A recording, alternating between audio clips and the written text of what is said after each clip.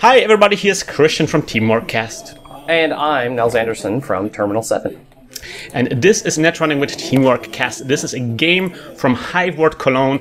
We recorded this is a game night kit tournament. It is the second round. It's on a 31st of May. And I'm so glad to welcome our guest commentator for today, Nels Anderson here. Thank you for being with us. Oh man, thank you very much for inviting me. I've never done anything like this before, so I hope it turns out to be worth people watching and listening to. It can only improve our usual quality, I can tell you. I don't know about that one. So yeah, Nels, I'm listening to your podcast because you have a great podcast called Terminal 7, right? Well, thank you. Thank you very much. And I've been listening to this podcast very much, and I'm really enjoying it. And you are, as I already told you just recently, you are actually the person who brought me into Netrunner. Well, I'm happy to have done that. That pleases me immensely. So you spread the virus, especially virus? in my heart. The virus, yes, it is. You know how it is. It begins like innocently. You buy the core set, and then a couple of weeks later, you're hanging, 2 o'clock in the morning in Octagon, playtesting your newest silhouette deck. Yep. Oh, what's weird is that I got the core set as a gift, and then I played it like a little bit. I kind of sat on it for a few months, but I didn't really get crazy with it. But then a buddy got me into it proper, and then it was just off the races. The other half of Terminal 7, Jesse Turner. It was like playing with Jesse is what took it from like, oh, this is a cool game to play every once in a while to like, oh, this is a thing to do. Oh yeah, definitely. The community really brings you into the game. Like without the community, the game kind of doesn't really make sense. Yeah. Or at least not. It's not the kind of game that it becomes once more people come to play. Like, once you get like a meta going and stuff like that. Totally. So this is a game here. I'm not doing too well. Well, the first round in this game I won, but it was against a player who actually brought a core set to this tournament. Oh man! So I'm playing here against Kevin. Kevin is again a Netrunner buddy of mine. He's on the right. He's playing the Tennin Institute. Nice. And you're playing Chaos Theory, right? And I'm playing Chaos Theory. I was very bummed out because I just returned from the was it regionals? It was regionals, yes. And I was like completely smashed using a silhouette deck there. So I decided for the next like small tournament to use like a deck I'm familiar with. So I'm using Chaos Theory. Nice. But it's not entirely the deck I'm familiar with, and this will come back to haunt me. So, so Kevin installed 2 ice, and he installed a card there, which is a new card called Medical Research Fundraiser. Oh, and you trashed it right at the beginning. That's interesting. Yeah, like whenever I play, it's something I learned against playing, because I played a lot against White Tree Jinteki. Yeah. And usually the strategy there is to just trash everything they have, so they run out of money eventually. Yeah, I was going to ask if you were worried about the econ swing, but clearly you had a lucky find in your hand, so never mind. Yeah, yeah. So I played a lucky find, which is the new card in this deck. I was not so sure about this, but the kind of economy Lucky Find brings on the table is just mind-blowing. Right. Are you doing the thing with prepaid voice pads as well? Yes. Okay. Oh, yes. And with prepaid voice pad, it's just obscene. Right. And now your opponent's giving you money with that medical research fundraiser. He's so polite. Well, yeah, he's so nice. He's giving me money as well. But I really like medical research fundraiser from like theme or like flavor. Oh yeah. This aspect, it's so good. Yeah. Like we're doing charity. You're getting something. We're getting something. It's like. Yep. So you installed a clone chip. Yes. What are the clone chips in there for? Do you have like trashable programs that you'll be bringing back with the clone chips? Usually the way that I have a lot of card draw, so I will probably get some cards that will end up in my archives or my heap, I guess. Yeah. And then the clone chips for getting them back when I really need them. Got it. So you don't feel worried about throwing away like an icebreaker or something if you don't need it. Especially something like that corroder, for example, that just got trashed. Yeah, that corroder is not good that it just went. So because I just ran on his R&D and he has a Yagura on there, and he did 1 net damage to me, smashed my corroder, sniped my corroder out of my hand. Which is always what you want to see when you're dealing net damage. Yeah, especially 1 net damage. And of course, of all of the cards on my hand, he snipes the 1 corroder I have in my deck. But I mean that makes the clone chip play inadvertently even wiser. Oh yeah, definitely, because I have, of course, Levi R Lab, but I don't want to waste like the entire Levi just to get that corroder back. Oh yeah. So, do you just have the 1 copy of corroder in the whole deck? Yeah, Nice. It's a three icebreaker deck. I love it. I love it. Do you have self-modifying codes and other stuff to get it out faster? Yes, Okay. obviously. Yeah, But we haven't seen any yet, and this might be a problem in this game. I'm not going to spoil too much, but yeah, like getting those early out is very good. Yes. But if you have to wait for them, oh man. Yeah, it can be trouble. Yeah, but that's also, by the way, where clone chip is good, because you can reuse self-modifying codes. Yep, that's true, yeah. And that's often the situation you find yourself in, where it's like, you have plenty of money, but you need to get the right cards, or you have the right cards, but you need money. And the fact that if you're in the lots of money, not the right card situation, okay, clone chip, self-modifying code, grab the thing I need. Yeah. Like, it's a little pricey, but if you got the cash, it's like, well, spend it. Especially if you're doing it during a run. I mean, that can like save your bacon right there. Right, totally, yeah. You smash into like a roto turret and you don't have a killer up or whatever. You're Yeah. like, oh god, well, never mind, here we go. Okay, now we're fine. That's embarrassing. All right, so I did a diesel right there, and I got out same old thing. And finally, here's the first prepaid There we go. voice pad. Nice. So I'm slowly setting up my stuff. Still have no breaker out, and R&D is not protected now. So Kevin can set up his game. There's 2 eyes on R&D right now. On and HQ, you mean? Yes, of course. Yeah. I always mix up the two. I don't know. I why. know, right? And so yeah, there's lots of ice being installed in this turn. Oh man, he's building up a fortress. Yeah. It looked like you kept him so far from getting a single free Tennin advancement counter, though. That's Yeah. usually very important against Tennin. Definitely, I'm really trying to run at least once, if it's even on archives, as long as there's no ice on archives. Or shock. Yeah. Whenever I play Tennin, that's usually what I'll do. Like I'll pack 3 shocks and 3 sheet cues, and then you just throw one into the archives, and then the runner will never go on it again. Yeah, that's true. Although nowadays you can do security testing. Yes, oh yeah, security testing is my freaking bane when it comes to. It has become one of my favorites. An It's archive so trap. good. It's pretty good. Oh man, I'm just swimming in money with Andromeda using security testing. It's just obscene. That sounds about right. Although you're actually swimming in money right here now too. You have like Yes. what, 20 credits? Yes, I'm having sure gambles out. Of course, just one prepaid voice pad is not that efficient. I really want like 2 prepaid voice pad at this point, but I'm doing quite well. The breakers are the problems that I'm facing right now. I have facing quite a ice protection right now, and I don't have any means to get in there. Quite problematic. And then and you're just consistently hitting the archives just to keep him from getting the token. Yes, because obviously if he starts getting like tokens, then he can do like trick of flight, trickery. Yes, and that will be bad times for me. Yeah, there's kind of 2 flavors of Tennin that you see played pretty frequently. There's the one where it's like just blitz out low point agendas with trick of light. But when I was down at the Seattle Regional, my very last round, and the round that I basically needed to win both games to get into the top 16. And unfortunately, I only won 1 game. And the game I lost, the guy was playing Tennin, but he was playing it as like a glacier deck. Like building like big, huge, crazy, just a single scoring remote that was like 4 ice deep. And he just kept puking the counters onto an ice wall. Oh man, yeah, that's hilarious. Not to like trick of light them off, just to have like a freaking 8 strength 8 wall ice wall. I know. It was pretty nuts. If you get that ice wall big enough, it becomes quite daunting to just run on this. I mean, you have to pay so much to get over this. Yeah. We had recorded a game when another player was playing the alternate Wayland identity, the one that nobody uses. Yeah, because we built it. Yeah, exactly. Yeah. And he had like an 8 token ice wall there or something like this, and had to fem it. Yeah, that's the thing you can do, but unfortunately, I didn't have a fem in my deck when I was playing against that, so I just kind of got shut out, and it sucked.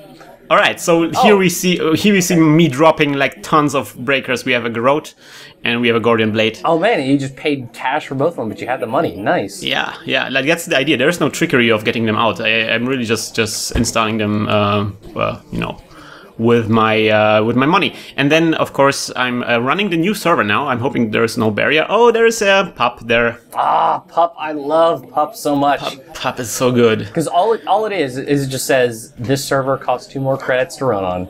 Yeah, and then if you have 2 pups on there, it becomes just such a frown face situation. Oh man, nice. Well, it paid off. It paid off this time around. That was definitely worth it. Yeah. Yeah, and so that's a brain trust for two points. You broke both the subroutines on the Yagura, so he couldn't secret that away to the bottom of his R&D. Nice. But now he comes back with a Mushin no Shin, so he can install a card in your server and put 3 advancement tokens on it. Yep. Ouch. So now the eternal struggle. What do you do with this? Do you run on it? Okay, he installed ice in front of it, so this might be actually a genuine thing. Right, or is he just trying to bluff you? He's got enough money to pay down any big old traps that might be in there. Oh, interesting. So I'm. Oh, did I? No, I just discarded something. I didn't actually play AR Levy Lab. Oh, okay, you just had too many cards, right? Yeah, because I think I did a quality time last turn or something. So yeah, barriers can still stop me, but I can clone ship one out of my stack heap.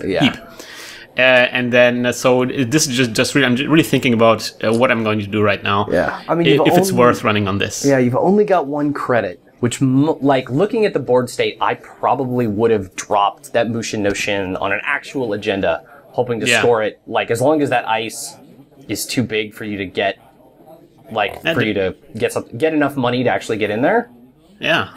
There's a scoring window right now, because I only have 1 credit. Yeah.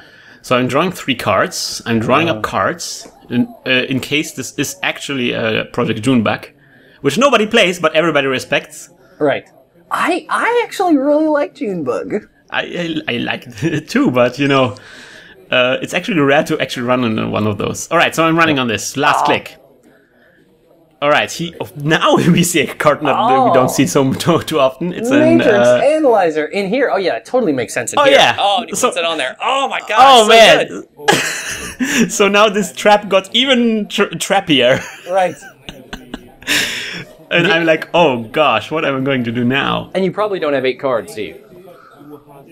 I don't think you have enough to survive you this. You had 5 and you drew twice, so yeah, you've got 7 in your grip, which means yeah. Oh, and you take the tag, okay. Yeah, I'm taking the tag, but I decide to jack out. Actually, I'm not actually accessing the card because I'm thinking Matrix Analyzer doesn't actually stop you. Yeah. So why, unless it was a total bluff? Yeah. Which is possible.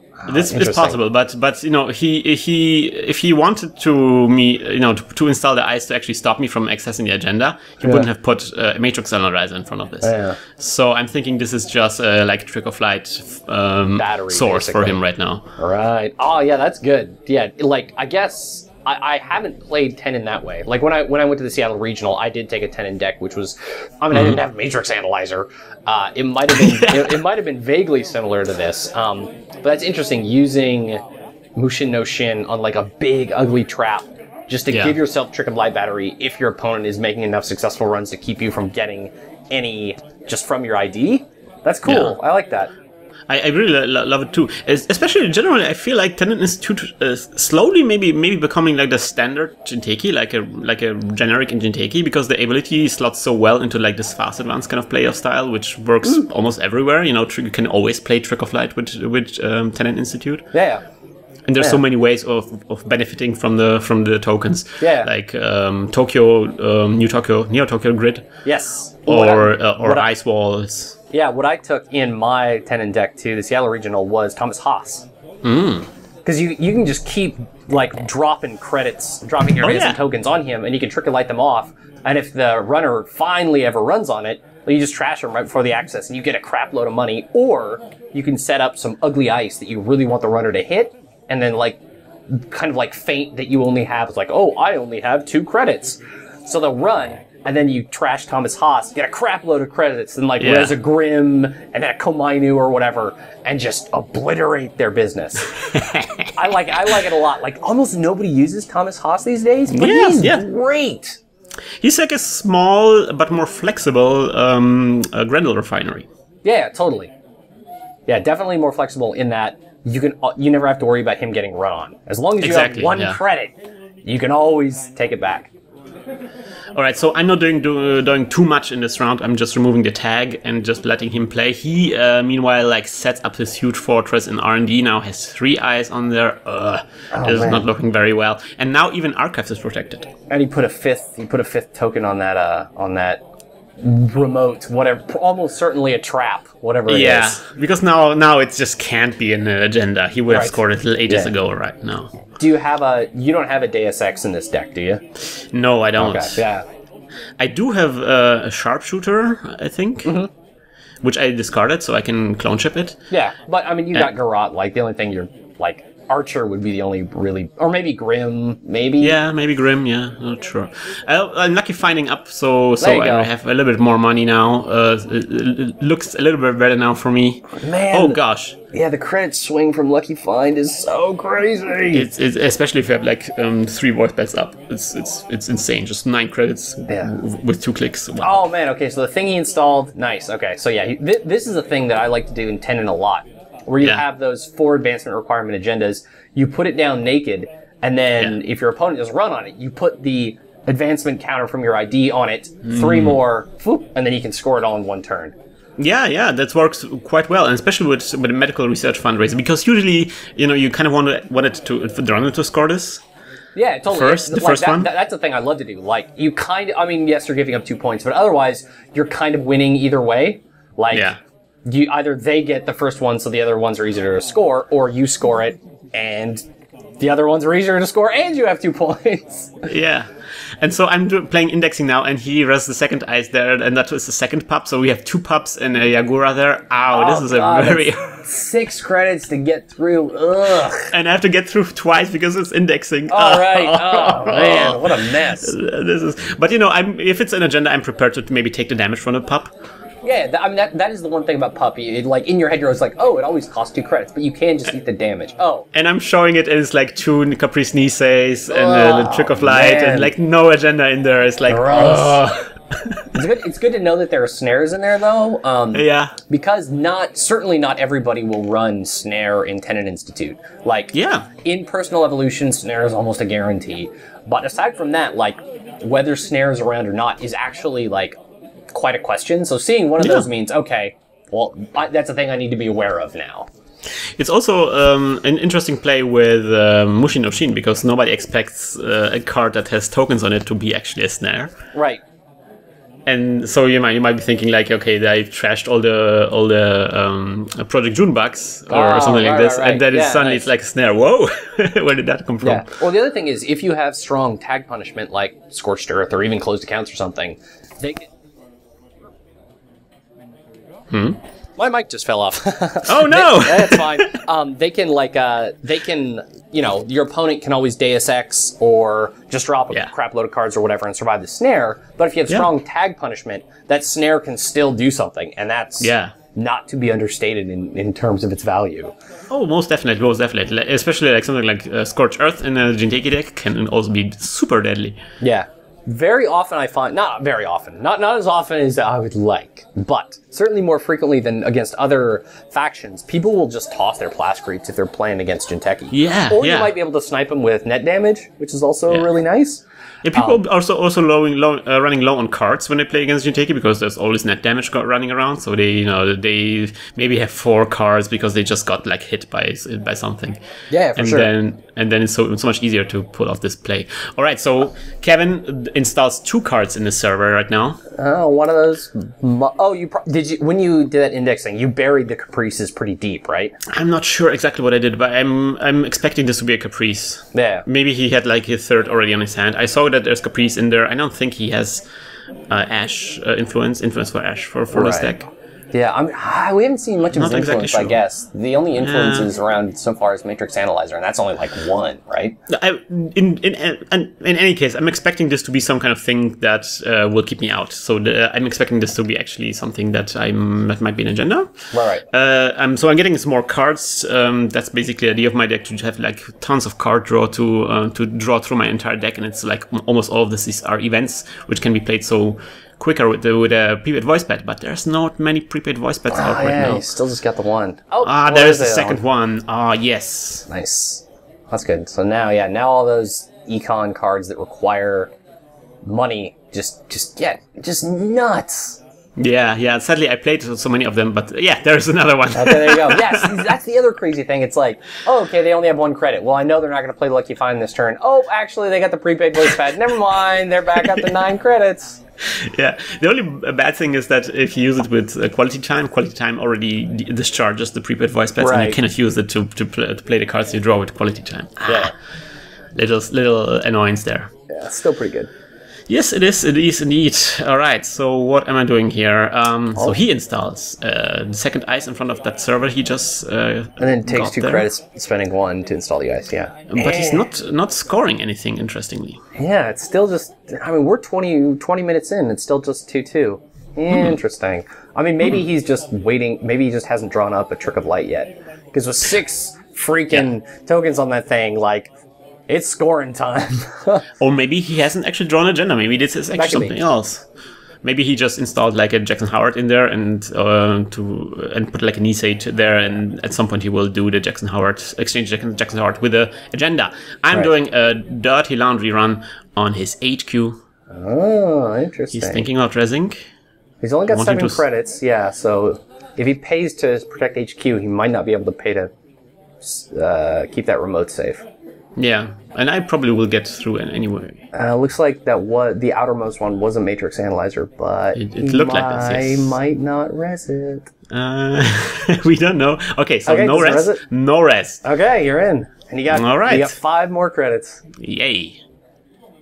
And I'm gonna see a card. I'm doing the dice technique. You do the roll a die thing. Oh, okay. So yes. So you know he's got the Trick of Light, so he's definitely just waiting on an agenda. Yes. Interesting. That's cool. The amount of information you get from just accessing a card on our HQ can be so important, and people usually like never think about this. Like especially new players never think about this. Okay, some card I have no idea about. Okay, you're dropping legwork. That makes sense. Yes, so I know that he didn't rest the ice there, and I really want him to rest the ice, so I'm doing legwork now, and I have the money to deal with it anyways. Okay, so now he decides, okay, this can't stand. I'm drawing the line in the sand here. and he advances? Thing behind it, is that just going to be an ice wall or something? So he puts but I'm breaking, of course, the trace from or maybe I'm breaking the matrix analyzer thing. Subroutine. You can break it with Garrote. I mean, it's no big deal. Yeah. And it's a pup. All right. It's a pup. Why did he wanted to put the counter on the pup? I don't know. Maybe he's just worried about you. Maybe he was worried about you having a Deus Ex at some point. Maybe. Blasting in there. Like, I think it's actually good in Tennin if to spread, like, once you've got a decent bank for one chunk of your, there you go, hey, pull up another agenda, nice. Yes, and crashing Caprice Nice as well, that's also good. Yeah, but yeah, I find that, like, sometimes in Tennin, it's actually good to spread your counters around. Like, obviously, you always want to have 2. But, like, putting them on low-strength ice, for example, is always kind of risky, because that ice could potentially get parasited, and that ice is destroyed, and all those tokens you invested are now gone. So the thing you can do, some people I think don't realize, is if you're really, really worried about it, you can just start putting your tokens on your opponent's cards. Oh yeah, like on your identity card even or something like this. You can put them on your identity card, but you can't use Trick of Light to get them back off. Because your identity card doesn't count as being installed. Oh, that's interesting. Yeah. Okay. Yeah. So maybe on a console. Yeah, on the console or even on your Garrote. Like, you're not going to trash your Garrote just to get rid of a couple advancement counters on it, right? Yeah. So yeah, there's almost always like some valid target on the table. It's just putting it on your ID doesn't make any sense. Yeah. At least not currently. Like, maybe in the future there may be some card where it's just like, for the total number of advancement tokens on the board or whatever, but currently, yeah, Trick of Light, you can put them on the ID, that's fine. You just can't ever get them back off with Trick of Light, so see, I had no idea. Just people talked about this, and I was like, who does that? But I never knew that there was a problem with that strategy. All right, so now that's a Jackson Howard after all. Yep, Jackson Howard, cool. I bet he's really trying to find that second medical breakthrough. Yeah, like the third. Oh, the third one. The second one for him now that you can just score it straight out of hand. All right, so he installs a second upgrade in there. Wow, there's 2 upgrades in there. Okay, so it's almost certainly Caprice and something else. Oh, the medical fundraiser. Medical fundraiser again. All right. I mean, you're already kind of swimming in cash, so he probably needs the money more than you do at this point.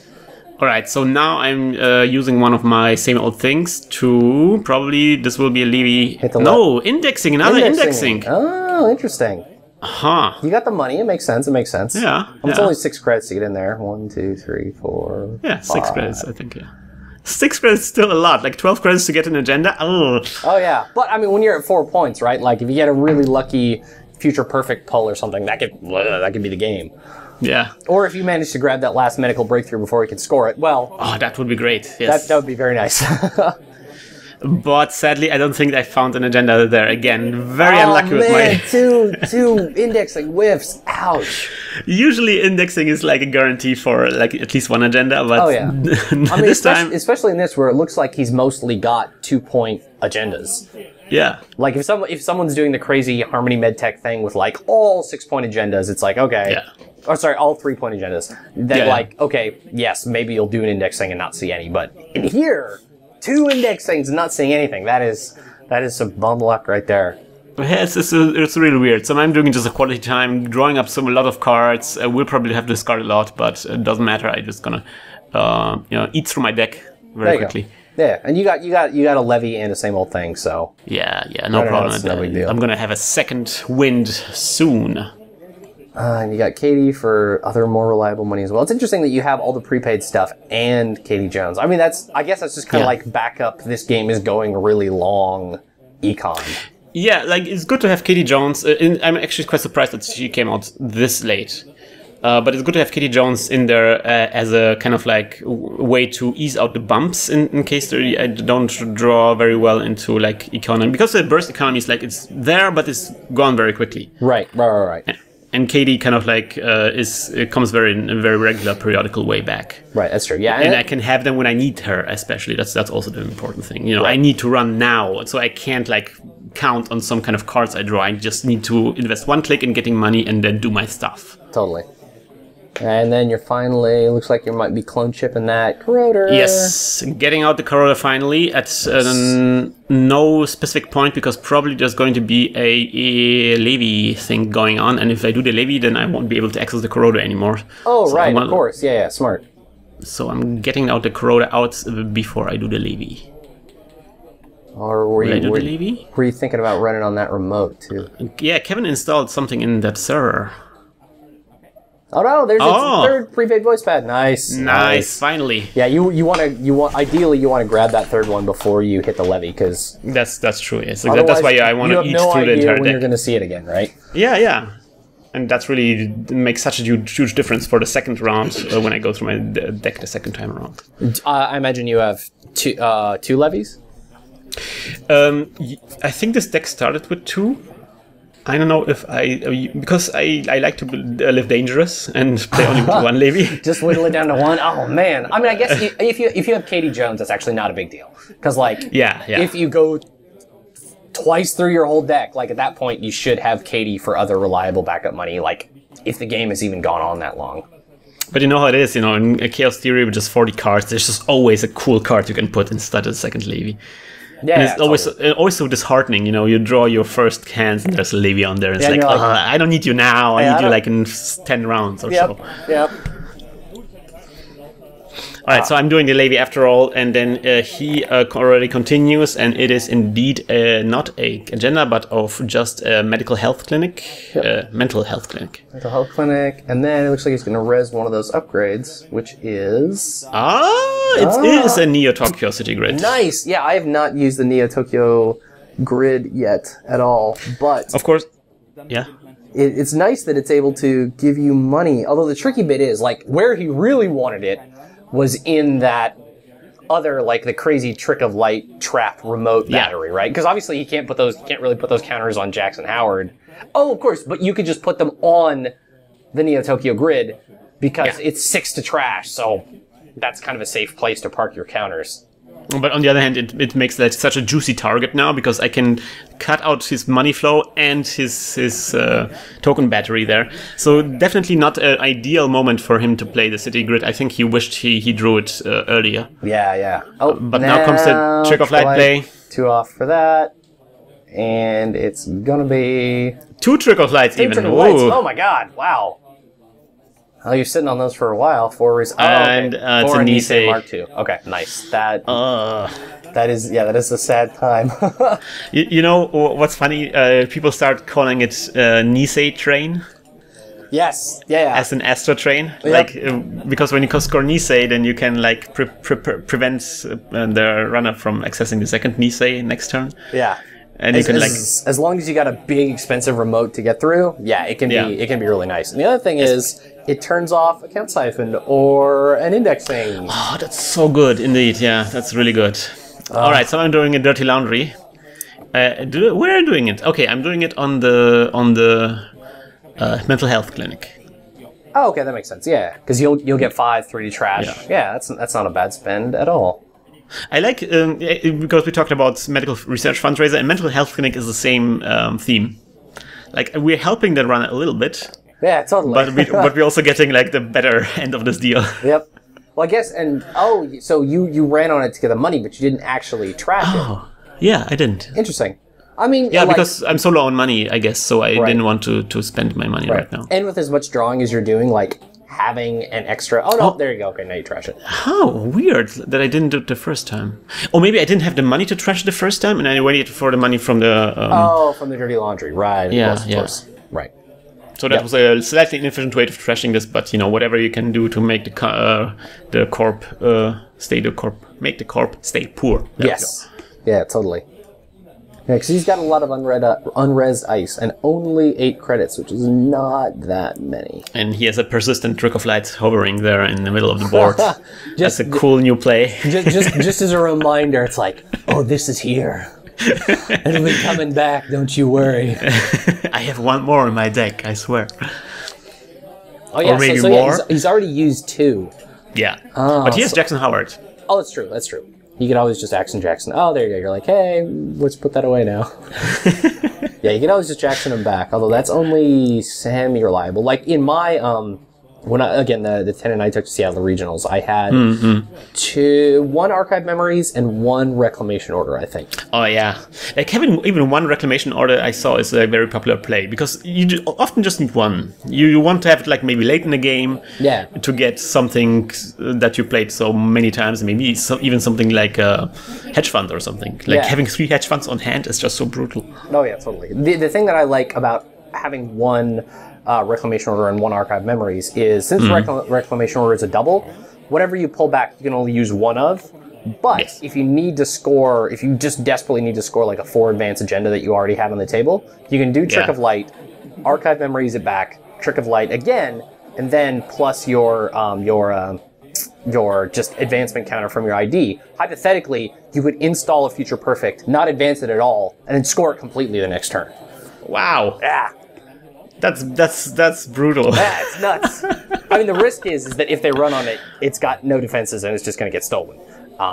Yeah, that's always the problem. Yeah, I mean, you probably, that'd be a risky play to put down, completely naked, but, behind a couple of ice. And if the runner's willing to be like, oh, well, why would he put that down? I know he has Trick of Light. If that was an agenda, he's just going to score it out of hands. It's probably just Jackson Howard or something. Yeah, and then you're like, here's the token, here's 2 more, here's 2 more. There's 3 points, and they're just like, what is going on? Yeah, it's always fun when you play something and the runner doesn't know, it expects it's a trap, and then you don't do anything with it. Yeah. And it's kind of in a safe spot now. Yep. The way, for example, I'm not running on this super advanced card because I'm expecting this to be card, but at any point you could just res it and reveal that it's actually an agenda, and he wins the game, right? Yep.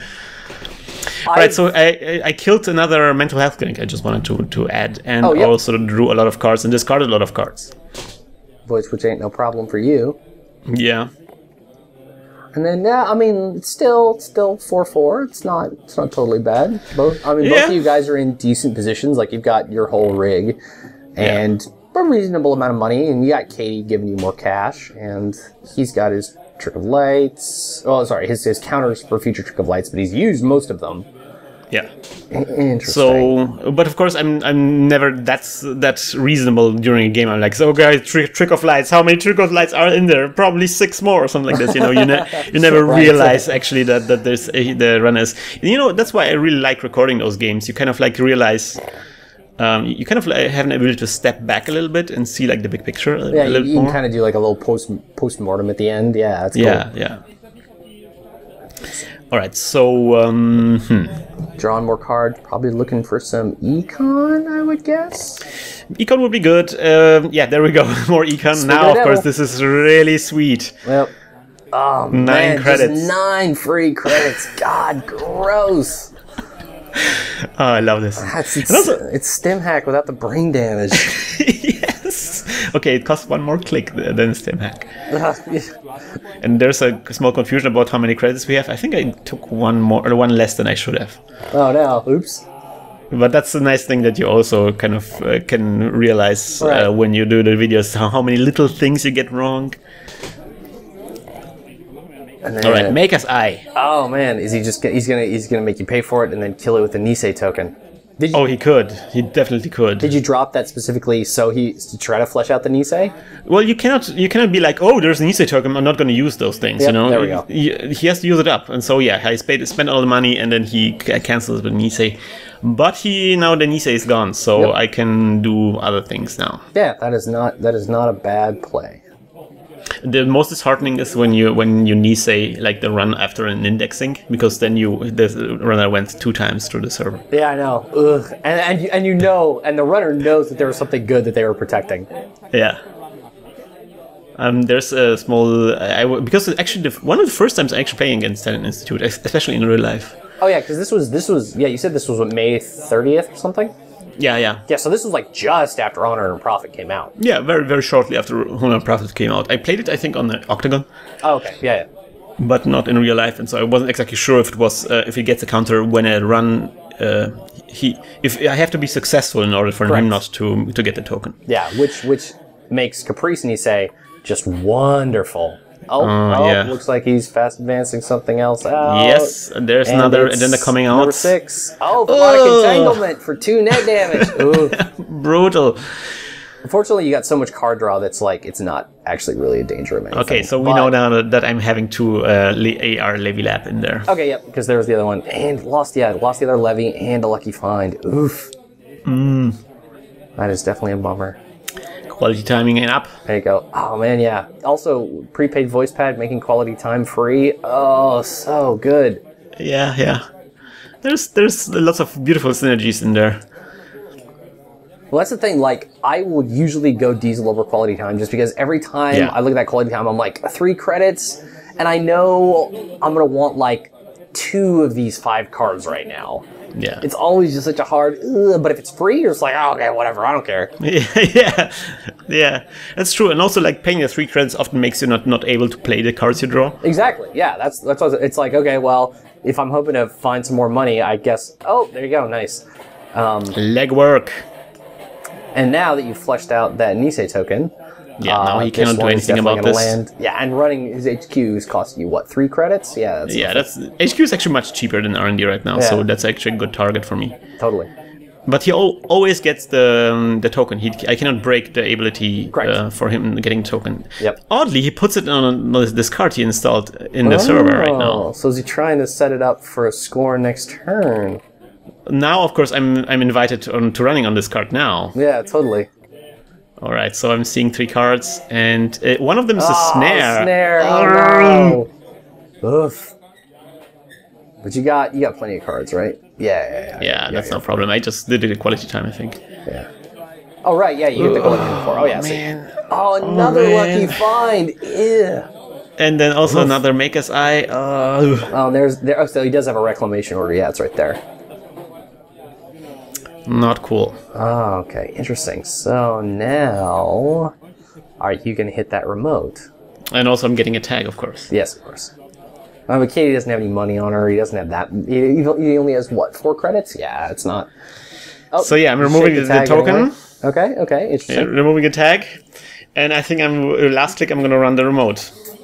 Oh, you got 3 credits. I think I will. What's gonna happen? I believe in you, Krystian. Thinking this through. You can do it. Well, if this is another snare or something. I guess it could reasonably be an agenda because you already saw all 3 of his trickle lights, Right. And it is a snare. Oh! But I don't think you can actually use Matrix Analyzer to put a token on snare. Yeah, I just realized this myself. Yeah, because it has to be a normally advanceable card. Yeah, that was a misplay. Yeah, oh, man. Oh, no. Because if it wasn't advanced, you probably would have left it alone. Yeah. Although it's almost maybe in your favor because now he's totally broke. Oh yeah, that's definitely good for me, but still losing his 3 cards and also I think he trashed my. Did he trash my? No, he didn't trash.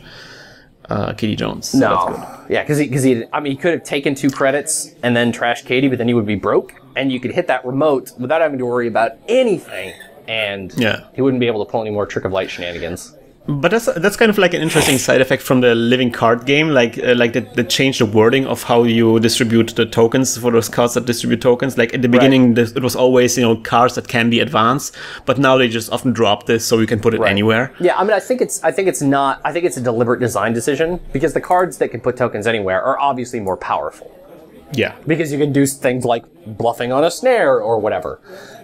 Yeah, but still, you had stuff like Woodcutter, which was completely useless, and you can only put advancement tokens when it's rezzed, but so you cannot use it to. So it was like, I feel like that was kind of like a learning experience from them. Making the game generally is simpler a little bit. Yeah. Of course, making the effects are also more powerful, but not many people actually played those cards like Matrix Analyzer, so that's not a big deal. Yeah. And I'm sure we will still see cards in the future where it's like, oh, this does a thing, but only to cards that can be advanced. Yeah, maybe, definitely. Yeah. Also, another thing where that came up, I think something like the Source might have been inspiration for the new current mechanic. Oh, yeah, could be. Right. So it would be nice to see the Source is kind of like a temporary current kind of... Where it's like, oh, it does a bad thing to the corporation, but it does a bad thing to the runner, and it just kind of hangs around for a while. Yeah. Interesting. And trash it when you score an agenda. I feel like it would be kind of nice to have like a remix of the Source in the current form. Right. So is he going to drop that reclamation order, get back his Trick of Lights, and then just score something? Because I haven't seen any Clone Retirement. See, in my Tennin deck, I also had Clone Retirement. Because just being able to like get to 6 points with crazy Trick of Light shenanigans, and then just score a Clone Retirement out of hand. Yeah. And you're doing great, right? Yeah, definitely. So he drops it in the remote, and you're going Dirty Laundry into the archives. Well, he's got a lot of cards in there. That's a good play. Okay, Higura, interesting. Another Igora, so that's not a very efficient run on archives now. He didn't put it in a remote, that's just, I think, his hand he put there. Yeah, I think it's probably just he had a piece of ice, so he needed to do something with it. And of course, you only break the net damage subroutine because who cares if he looks at his R&D right now? There's like 5 cards left in there anyway. He looks at the card. I'm not breaking one of the subroutines, so he looks at the card. And then he drops Jackson Howard, of course. And he's now he really needs to get out those Trick of Lights, I would assume. I'm not exactly sure. That'd be smart. His deck looks very, very low, but I'm not sure if that's because of the lens. Right, the angle of the camera. Well, I mean, it looks like it's probably probably around 10, 15 cards left in R&D. So that's another thing you'd never realize when you're actually on the spot and playing the game. Like, how many cards does he have in R&D? Can I go for decking right now? Right, totally. Or it's just like, okay, well, I know there's 5 cards left in R&D. Okay, well, I'm going to hit it with a Maker's Eye, see 60% of them, and hope that something's good. Yeah. Alright, so Same Old Thing comes out. I'm using Same Old Thing immediately. For the other levy, maybe? No, this is going to be a very desperate play, but, he trashed so many lucky finds. No! Oh, for another legwork. Okay, interesting. Oh, it's a legwork. How fascinating. Okay, the legwork's for free, and then it's super cheap to get into HQ. Yeah. Yeah, because, if he has agenda on his hand, he might be able to Trick of Light it somehow. Maybe there's another Trick of Light there or something. Well, Reclamation Order. Yeah, you saw the Reclamation Order. So as soon as he gets an agenda, he can pull those back whenever he wants. Yeah, so I really need to start applying some pressure. He doesn't get any agendas, yeah. So I'm doing the reverse thing where I give him the cards that he can keep, and then uncovering the rest. Nice, all right, what do we got? We got Mushin, Reclamation Order. And an agenda. Oh! It paid off. Yeah, he was. Oh, I guess probably he was a little hard up for money too, because Reclamation Order costs 1, two credits? It costs 1, but it's 2 clicks. Yeah. So he had that brain trust, but he would have needed at least one more full turn to get the Trick of Lights and enough money back to score it the turn after. So yeah, you definitely had a good time to drop a legwork there. Yeah, definitely was good timing there. Alright, so he Mushi no Shins something out. I haven't seen 2 cards on his hand, so I don't know what it is. Oh, interesting. Could be another tricky thing, but he has only 2 credits. I guess that's enough to trigger a Junebug, right? That's definitely enough for a Junebug. That's even enough for a Cerebral Overwriter. CO's 3. 3, alright. Yeah. But there's something else. Oh, Aggressive Secretary is 2. Yes, Aggressive Secretary is 2, and 3 on an Aggressive Secretary right now would be really, really, really bad. Oh man, that would really rock my world. Yeah, you have 3 icebreakers in your deck, and now all of them are gone. And he just takes the credit. That's probably a smart play. Yes. Oh man. I guess you could just overdraw and run on it. Just because I have to run on this, right? You basically got it, yeah. I mean, but yeah, it like at worst, Junebug would be 3 credits. So now I'm drawing a card, but I'm drawing it from my heap, and I realized too late because my heap is actually larger now than my deck. Oh right. So I'm like, nice. Drawing the big pile. Like, what? I already played this last turn. This was right here. I guess I got. So you use the first card to draw. Now you should probably have 6 cards. Yeah. Oh, I could see you thinking about it. I could see you thinking about it. That's what I love, Jinteki, like those mind games, this kind of bluffing. This is what really makes, I think, Netrunner unique. Oh yeah, that is why Jinteki is my favorite faction. Like without a question. Yep, you just draw like crazy and then you run, and it's like, oh, it's a snare, not a Junebug. It's a snare, and I'm preparing for him to pull the cards, but he doesn't have the credits. Yes, he's only got 3 credits. Oh wow, that was a desperate play. That was a weird play of him, yeah. I mean, I guess he didn't have any other options, and if he was hoping that you thought it would be a Junebug, so you draw like crazy and then run, he's probably got you to waste your whole turn. And really, time is all he needs. Like, he needs to get those Trick of Lights back, find one more agenda, score it, and that's it, right? Yeah. And also, like, being in Jinteki, being like on a match point is like a very, very powerful place to be at, because now, I have to run on everything that he gets out, basically. Right, yeah, for sure. Oh, man, yeah, But both being at 6 points, like, you both just need one more thing, and that's it. That's what I love about Netrunner as well. Like, every game often so many games turn out to be like this very close, like, one more point, and then, Totally. Okay, so you draw the same old thing, and you're using... Yes. Oh, for Lucky Find, okay, so... Yes. Oh, because you now comes had no credits, right? Yeah, I really need some money in case he drops something suddenly, so I'm getting more credits, and he in fact installs something now. And 1, 2, advance it 4. Twice. There it is! Right, of course. I've played against people who were running Data Dealer, and I imagine they were running it mostly to sell. Oh, were those both in his hand as well? Yeah, apparently. Oh no! Yeah, you just needed one more legwork and it would have been over. Yeah. I had bad luck with my legwork. Yeah, but no, I've played against people who were running Data Dealer, and they sold Medical Breakthrough just to get it off the table, so the last one couldn't be 2 points for 2 advances. Oh, that's smart. Yeah, I mean, granted, you're giving up 2 points, right? Like, using Data Dealer to give up Shikyu. Oh, yeah, that's fantastic. Using Data Dealer to give up 2 points. Ooh, that's kind of rough. But you're getting 9 points. That's good. You get 9 credits. Yeah, it might be worth it. Oh, so he did have some Junebugs in there as well. Oh, that's what, from the beginning, that giant, crazy point remote was a Junebug. Okay, yeah. Nice. That's something I guessed correctly. So yes. I'm kind of happy that I was able to deduce this kind of thing. But recently, so the thing that this deck was missing, I got it from a friend of mine. It was very similar to a deck I was playing previously. The only difference is that the other deck I played previously had Account Siphon instead of Lucky Find. Oh, interesting. Which, Lucky Find is more secure. Yeah, for but sure. Account Siphon also damages the corporation, so it's kind of like interesting payoff there. Yeah. But also another thing that the other deck had that this deck doesn't have was Infiltration. Ah, yes. Yeah, Infiltration against Jinteki even now, like, despite all the crazy stuff in Honor and Profit, still almost nobody runs infiltration or it's really satellite uplink or whatever. Yeah, it's flabbergasting. Yeah, it's crazy. I mean, I don't either, so I'm part of the problem for sure. But Yeah. like, I have a number of Jinteki decks that would just be much sadder if people had exposed effects, but almost nobody does still.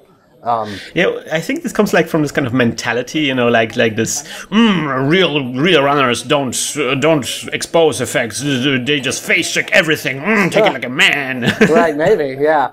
I find I like Raymond Flint a lot. I mean, I liked him a little bit more back when people were a little more prolific with their bad publicity cards. But the thing about Flint that's great is you can trash him to expose something, and you still have 4 full clicks to, if that's an agenda, go get it, right? But infiltration or satellite uplink or silhouette's ability or whatever, you've already used one of your clicks. So now you only have 3 to get into that remote if it did have an agenda in it.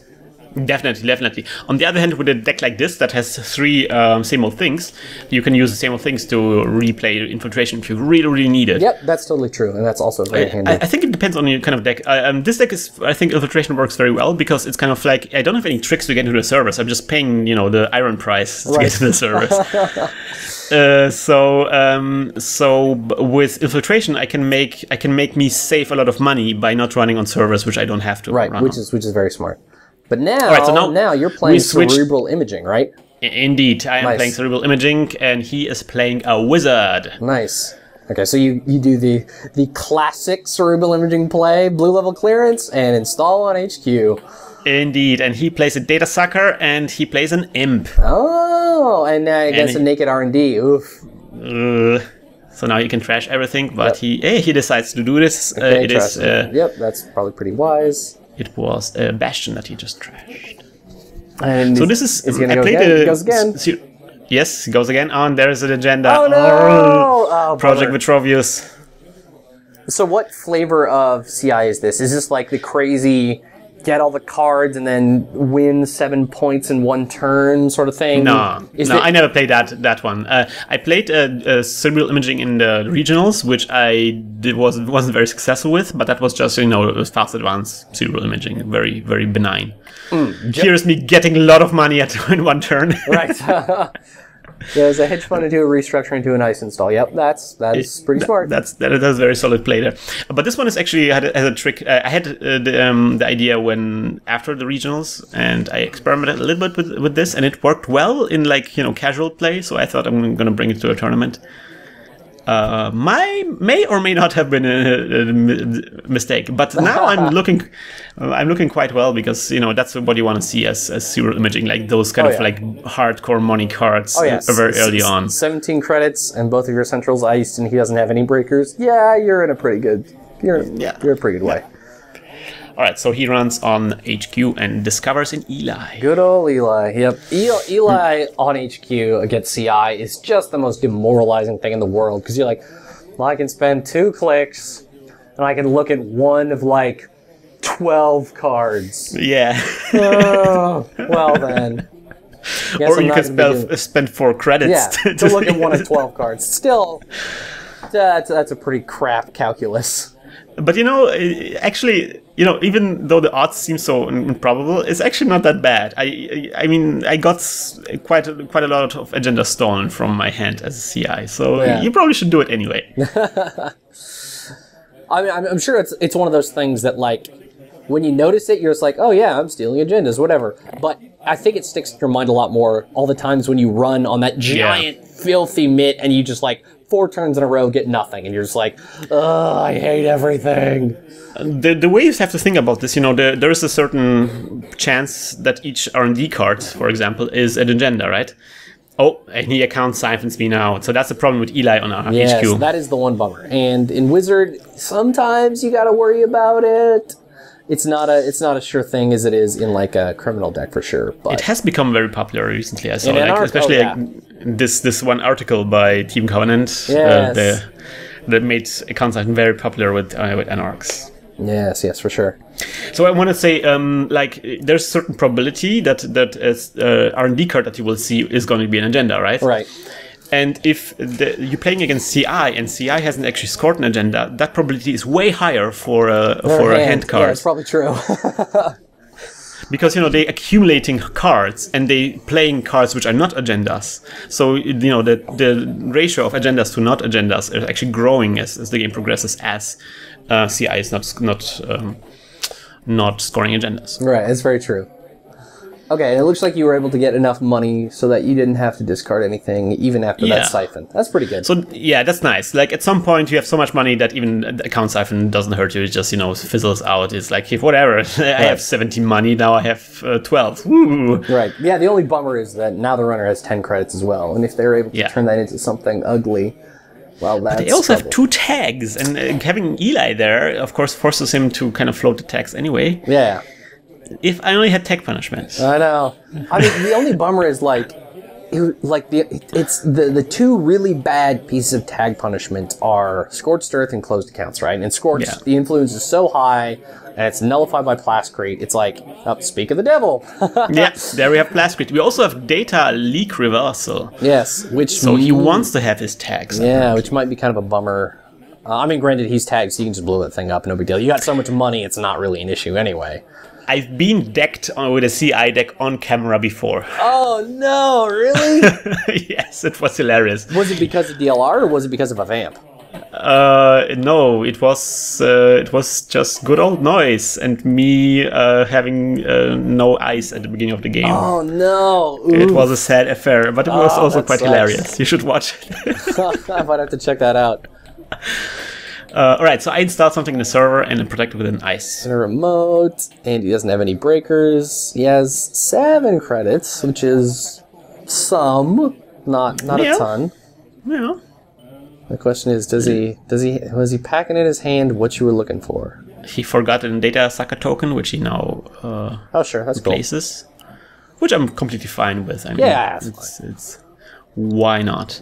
And now, there we go, Overmind. Oh, no. Oh, gross. And he already has Deep Red out, so now he has like a bazillion tokens. He actually miscounts. He puts 3 tokens on it, but he should have put 4 on it. Yes. Yeah, because he's using up 3, but he gets 3 from Deep Red, so yeah, it would bounce So now he can break everything. Yeah. But he's only got 3 credits, which isn't that much. Like, a Bastion alone would keep him out. That's true, that's true. Let's see. Oh, he takes a credit. Okay, well, Bastion ain't gonna keep him out anymore. And he runs on. Reducing this things that can stop me, and it's oh no, it's like the cheapest dice in the world. Next bronze. And so he pays 1, and then he gets an Gila Hands. And Gila Hands is great in CI too. Yeah, it is. But now I don't have it. So he has 3 points. I'm at 0. Yeah, you still have a decent amount of money. Yeah, I'm still like in the green right now, but it is getting slow now. It is getting low now. I'm at 7. There might be another 5 hanging off the side of the table there too. I'm not sure. Might be. Yeah. I think we didn't pay, because the problem is I forgot my mat for this tournament, which is the worst. Because on the one hand, it's more difficult to frame the recording. Oh right, of course. Because the recording, you just put the mats down, you make sure everything's on the mat, and then you know it's in frame. That's funny. Oh man. But also like the table in this particular venue is a little bit grimy. A little bit. So I have to like switch my shields every time I play without the mat there. That's a little bit unfortunate. All right, so we are thinking. I'm really thrown off by the Overmind. I never saw an Overmind before. Oh, and right, because again, this is just after Honor and Profit came out. Yeah, right. And I always assumed that Overmind is actually not that good because actually like, a little bit like Crypsis, but you cannot even charge it. Yes, I mean Overmind is great when you need to get in somewhere this turn. Period. And that is basically its strength. It's also great early game. Yes. Because you can face check everything. If it's benign, you just bounce. If it's not benign, you can break it. Yeah, totally. All right, so you drop a Mushin no Shin, getting 3 advances on something for free. That's cool. That's interesting.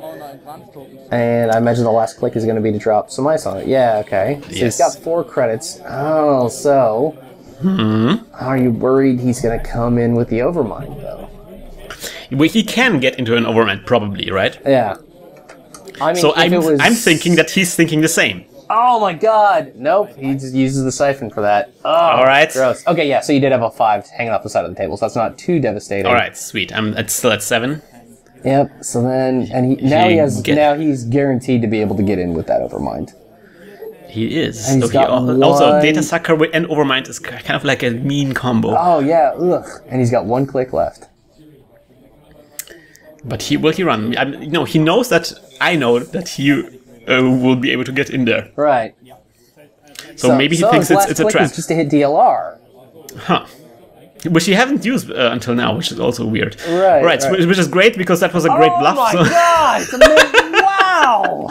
Oh, good. Oh man! Which is the trick of this deck: mandatory upgrades to score mandatory upgrades with Plus Mushin no Shin. Yeah, no, that's the thing. That's the thing I love. Like, the tricky bit is that you need good stopping ice and an HB that's really hard. Right. Or so like this, you find a good spot where you can like do like a mind game a little bit, and then you're so usually now I would be like in a winning stretch, right? Right, because now you got this, you just score everything out of hand, and that's it. Yeah. And he mills me for 4. Okay. No, for 3. For 3, and then he runs on this. Yep. Is there anything in there? There is. I haven't even looked myself. There's nothing in there. A lot of money though. That's a bummer. Yeah. Oh god, and 2 reclamation orders and 2 hedge funds. That sucks. Yeah, he removed a lot of economy cards there. Yeah, because I think you've already played all 3 of your restructures, so you could just bring those back with reclamation order and just have money for days. But at this point I'm not care. I just we're just kind of like running out of time now. The round got very long, and so I'm just I can fast advance anything I want now for free. Yeah, you just need enough money to do it, and you need. I just need agenda and money, and I have 7. So I'm thinking if I'm gonna do okay. So I there have. You go. Yep, now you're in a great spot. Yeah, but Blue Level Koreans doesn't actually get you that far. It just gets you 1 card up. You get 3 money and 2 cards. Yeah, which is, when all you need to do is see an agenda and have 3 credits in your hand. Yeah, definitely. That's fine. That's good. That's good for me right now, indeed. Oh, that Mando upgrades. Oh, that's so good. I love it. I love it too. I love how they managed to bring out those cards that nobody played. Yeah. For such a long time. Yeah. What the other thing that I've seen people try to do to score mandatory upgrades with Mushin no Shin is using mandatory upgrade. To score Mushin no Shin with mandatory upgrades and using shipment from Mirror Morph on your last click. Wow. Because then you can put the mandatory upgrades in a new remote, but then use shipment from Mirror Morph to install 2 pieces of ice and an upgrade. Yeah, that's also great. Yeah, that's something else considered, but there was no place for Mirror Morph in there. Yeah. So he does Deja Vu and another account siphon. Gross. He really pumps those account siphons. He doesn't even care about counting the number of tags on his card anymore. I did trash data leak reversal though. Yes, that was definitely wise. So I'm just going full bore. Doesn't matter, and I just score. Accelerated beta test. Are you going to do it? I'm thinking about it. Are you going to run it? I have to do it now. You haven't. It seems like you haven't seen that much ice unless it's all in your HQ. And that's what I'm thinking. And also, I'm at 2 money, so I will have to discard like my entire hand, basically. Right. In a second. So I really have to. Okay, what are you going to get? Okay, so you got to throw a one card is not an ice, but the rest is ice. I put all on HQ. Nice. Oh, and then there's a mysterious 5th hand. Yes, he's suggesting something. I'm not exactly sure what. Sounds good. But yeah, HQ is now a little bit more protected. Yeah, totally. Oh, so much better. Yeah, you're in a good way. At least those account siphons aren't going to stick now. Yeah, I really needed that like two turns ago or something. Yeah. Oof. But you had to discard. Yeah, only down to 2 credits. You had to discard almost everything. Ugh, that sucks. I had to discard a lot. So now, of course, you know how this goes. If I discard a lot of cards, then most of the cards I keep are probably agendas. Right. But it's good that my HQ is so protected now. Yep. Yeah, he would. I guess he could break both of those with Overmind, click through Eli, and just hope he gets something good. I think he actually does that. That's what he's going to do. All right. That's what he does. He runs on HQ. Yeah, and after all those siphons, he's got so much money. Yeah, he uses all those sucker tokens that he earned. Yep. And then an Overmind counter, and then probably the same thing on that other guy. Yep. How does that work? He's at Eli, he clicks through. Yep. But we forgot that bronze is strength 2 now, because there's 2 next ice out. Yep. So okay, so you got 2 cards left, and one of them was an agenda. Of course, Bummer. All right, so it's 5-4. It's still not bad. You got that mandatory upgrade scored. Yeah. Because now he's completely out of breakers. Yeah, the problem is, like, again, we are approaching the time barrier there, so we probably will have to go into time, and he's way ahead now. Oh. He's at 6? No, he's at 5, He's and at 5. I'm at 4. Right, so if you can blast one more thing out, I think you'd be above him on points, and you would get 1 point for the round, which is not bad. I have still one card on my hand. All right, is it also another agenda? Do you remember? Maybe we're gonna find out. We're gonna find out soon. But he, of course, this was kind of like a one-time thing he did with my HQ run. He cannot do this again because he doesn't have any tokens anymore on Overmind. And he also doesn't have any data sucker tokens anymore. So this is good. He places a rook. He trashes all the other things, the imp and the Overmind. And he places the rook on my R&D. That's probably the right place to put it. Yeah. Okay, so yeah, then he's out of clicks, so it should be back to you. We're counting the clicks? Yeah, because it was 1 for the siphon, 2 through Eli, and then the last one for the rook. Yeah. I haven't noticed that he had a red, big red. What's the name? Deep red, yeah, I haven't noticed that. So now time was announced. And how do you do it with time? Because the way I know it and the way the venue organizers told us to do this is the active player ends the round and then there's 2 more rounds. Correct, yeah. Whoever turn it is, they get to finish their turn, their opponent gets 1 more turn, and then that initial person gets 1 more turn, and then that's it. Because in FFG's rules, it's 1 more round after the current round. I read. Really? I'm pretty sure it's... I mean, they might have changed it, but at least before, it was current person gets to finish, then 1 more full turn for each person.